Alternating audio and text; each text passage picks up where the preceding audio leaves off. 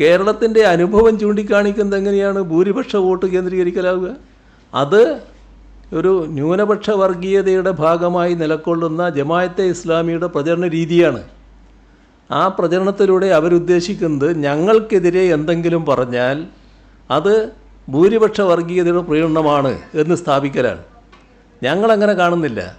ഞങ്ങൾ ഭൂരിപക്ഷ ഏത് വർഗീയതയെ പറയുമ്പോഴും ആ വർഗീയതയാണ് എതിർക്കുന്നത്, ഒരു ജനവിഭാഗത്തെയല്ല. ഇപ്പോൾ RSSനെ എതിർക്കുന്നു, ഞങ്ങൾ ഹിന്ദുക്കളെയാണോ എതിർക്കുന്നത്?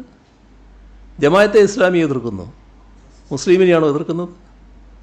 SDP എതിർക്കുന്നു, മുസ്ലിമിനെയാണോ എതിർക്കുന്നത്? മുഖ്യമന്ത്രി പിണറായി വിജയൻ ചോദിക്കുന്ന ചോദ്യമാണ്, SDPIയെ എതിർത്താൽ എങ്ങനെ മുസ്ലിം സമുദായത്തിനെതിരെയുള്ള വിമർശനമാകും? ജമാഅത്തെ ഇസ്ലാമിയെയും എന്തിനേറെ പറയുന്നു മുസ്ലിം ലീഗിനെയും എതിർത്താലും വിമർശിച്ചാലും അതെങ്ങനെ മുസ്ലിം സമുദായത്തിനെതിരെയുള്ള വിമർശനവും എതിർപ്പുമാകും? ഈ ചോദ്യത്തിന് മറുപടി പറയേണ്ടത് ജമാഅത്തെ ഇസ്ലാമിയും കോൺഗ്രസും മുസ്ലിം ലീഗും തന്നെയാണ്.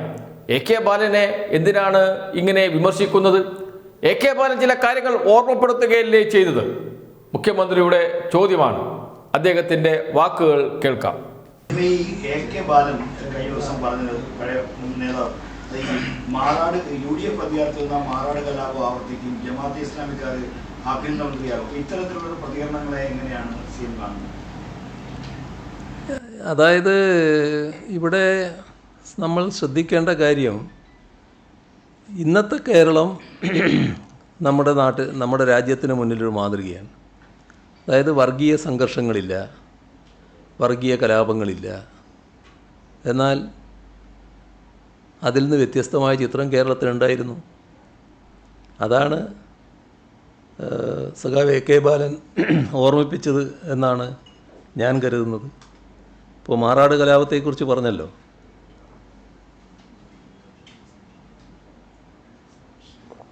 അതിനിഷ്ഠുരമായ ഒരു കലാപമായിരുന്നല്ലോ അത്. ആ കലാപം നടന്നതിന് ശേഷം ആ പ്രദേശത്ത് സാധാരണഗതിയിൽ നമ്മളെല്ലാവരും സന്ദർശിക്കുമല്ലോ. അന്നത്തെ മുഖ്യമന്ത്രി അവിടെ സന്ദർശിക്കാൻ പോവുകയാണ്.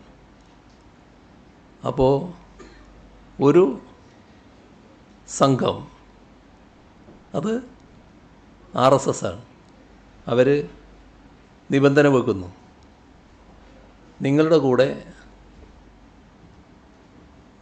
നിങ്ങളുടെ കൂട്ടത്തിൽ ഇപ്പോഴുള്ള മന്ത്രി വരാൻ പാടില്ല. അത് എല്ലാവർക്കും അറിയാം, കുഞ്ഞാലിക്കുട്ടിയായിരുന്നു. കോഴിക്കോട് ഗസ്റ്റ് ഹൗസിൽ AK ആൻ്റണി അങ്ങോട്ട് പോകുമ്പോൾ കുഞ്ഞാലിക്കുട്ടിയെ കൂടെ കൂട്ടിയില്ല. ഇവരുടെ അനുവാദം വാങ്ങിക്കൊണ്ട് പോകുന്ന അവസ്ഥയാണ് ഉണ്ടായത്. എന്താണത് കാണിക്കുന്നത്? അതിൻ്റെ മറ്റൊരു ഭാഗം ഞാൻ നിങ്ങളെ ഓർമ്മിപ്പിക്കാം. അന്ന് ഞാൻ ഒരു പാർട്ടിയുടെ ഭാരവാഹിയായി പ്രവർത്തിക്കുന്ന കാലമാണല്ലോ. ഞാനവിടെ പോയിരുന്നു, ആരുടെ അനുമതി വാങ്ങിയിട്ടല്ല അവിടെ പോയത്. അവിടെ പോയി ആളുകളെ കണ്ടു, കാര്യങ്ങൾ സംസാരിച്ചു, തിരിച്ചു വരികയും ചെയ്തു. എന്തിനാണ് കേരളത്തിൻ്റെ ഒരു മുഖ്യമന്ത്രി അങ്ങനെയൊരു നിലപാടെടുത്തത്? അതാണ് UDFൻ്റെ രീതി. UDF വർഗീയതയെ എങ്ങനെ സമീപിക്കുന്നു എന്നുള്ളതാണ് പ്രശ്നം. അതിൻ്റെ ഒരു ഉദാഹരണമാണ് അവിടെ കാണാൻ കഴിയുന്നത്.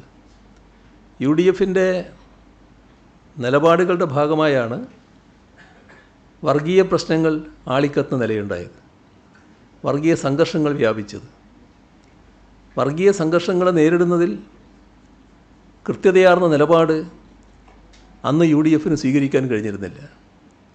അതേ വർഗീയ ശക്തികൾ നമ്മുടെ കേരളം വിട്ടുപോയിട്ടൊന്നുമില്ല കേട്ടോ, കേരളത്തിൽ ഇപ്പോഴും ഉണ്ട്. പക്ഷേ അവർക്ക് അഴിഞ്ഞാടാൻ കഴിയുന്നില്ല.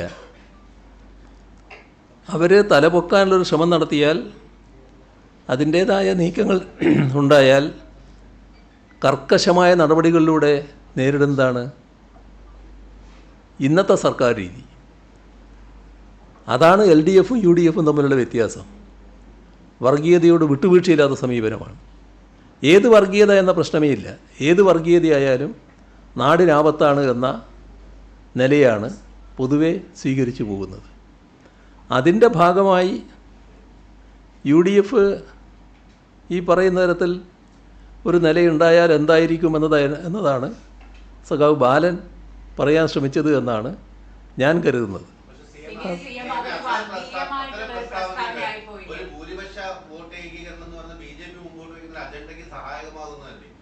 കേരളത്തിൻ്റെ അനുഭവം ചൂണ്ടിക്കാണിക്കുന്നത് എങ്ങനെയാണ് ഭൂരിപക്ഷ വോട്ട് കേന്ദ്രീകരിക്കലാവുക? അത് ഒരു ന്യൂനപക്ഷ വർഗീയതയുടെ ഭാഗമായി നിലകൊള്ളുന്ന ജമാഅത്തെ ഇസ്ലാമിയുടെ പ്രചരണ രീതിയാണ്. ആ പ്രചരണത്തിലൂടെ അവരുദ്ദേശിക്കുന്നത് ഞങ്ങൾക്കെതിരെ എന്തെങ്കിലും പറഞ്ഞാൽ അത് ഭൂരിപക്ഷ വർഗീയതയുടെ പ്രകടനമാണ് എന്ന് സ്ഥാപിക്കലാണ്. ഞങ്ങളങ്ങനെ കാണുന്നില്ല. ഞങ്ങൾ ഏത് വർഗീയതയെ പറയുമ്പോഴും ആ വർഗീയതയാണ് എതിർക്കുന്നത്, ഒരു ജനവിഭാഗത്തെയല്ല. ഇപ്പോൾ RSSനെ എതിർക്കുന്നു, ഞങ്ങൾ ഹിന്ദുക്കളെയാണോ എതിർക്കുന്നത്? ജമാഅത്തെ ഇസ്ലാമി എതിർക്കുന്നു, മുസ്ലിമിനെയാണോ എതിർക്കുന്നത്? SDP എതിർക്കുന്നു, മുസ്ലിമിനെയാണോ എതിർക്കുന്നത്?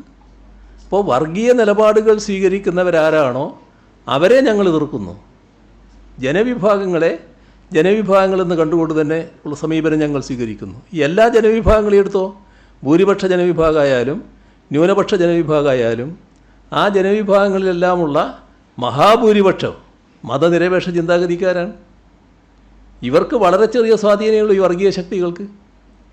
ആ വർഗീയത നാടിന് വലിയ ആപത്താണ് എന്ന് തിരിച്ചറിയാൻ നമുക്ക് കഴിയണം. ഇപ്പോൾ അത് തിരിച്ചറിയാൻ UDFന് കഴിയുന്നില്ല. അതാണ് പ്രശ്നം.